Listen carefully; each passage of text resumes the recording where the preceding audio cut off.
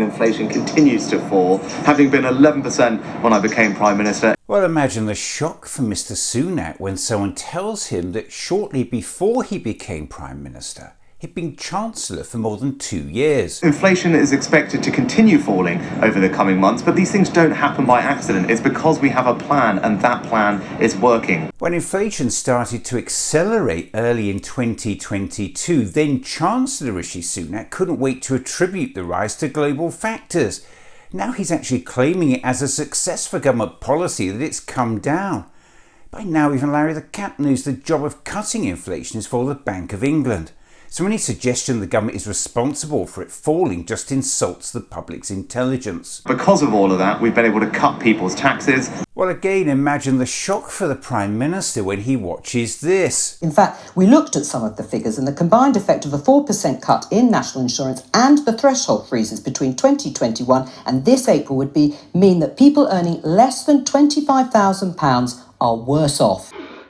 And he'll fall off his chair when someone tells him that millions more people are now paying income tax since 2010. Don't just take my word for it. You made millions pay more in income tax by changing the thresholds. And more adults than ever are now paying higher rate tax.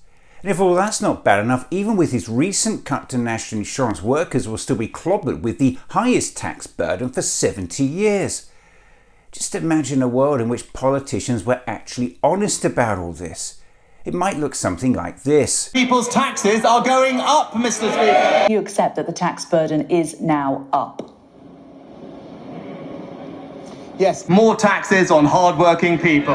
And we're not stopping there. Well, no arguments from me on that one. And increase the state pension by £900. Again, imagine the shock for the Prime Minister when someone tells him Chancellor Jeremy Hunt's stealth taxes will wipe out over 3/4 of the increase to the state pension.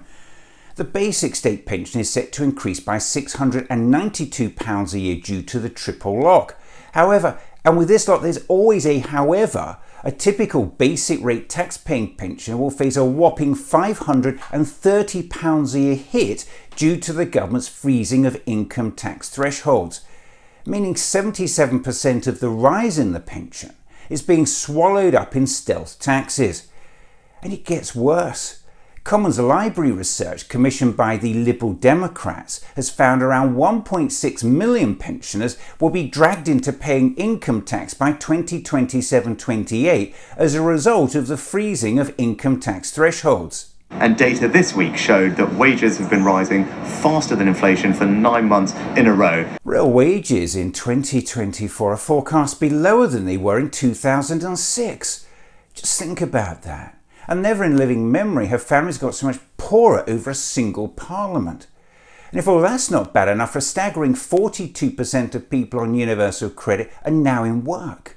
68% of working age adults in poverty live in a household where at least one adult is in work. And a staggering 71% of children growing up in poverty now live in a household where at least one person works. How about just once pointing all this out? Our plan is working. The UK has just been ranked by UNICEF, that's the United Nations Children's Fund, as the worst amongst the world's richest countries in child poverty levels. More than 14 million people are now living in poverty. 1 million adults can't even afford to eat every day. 9 million are skipping meals and cutting back on food. And millions more can't afford to heat their homes. Does that sound like a plan that's working?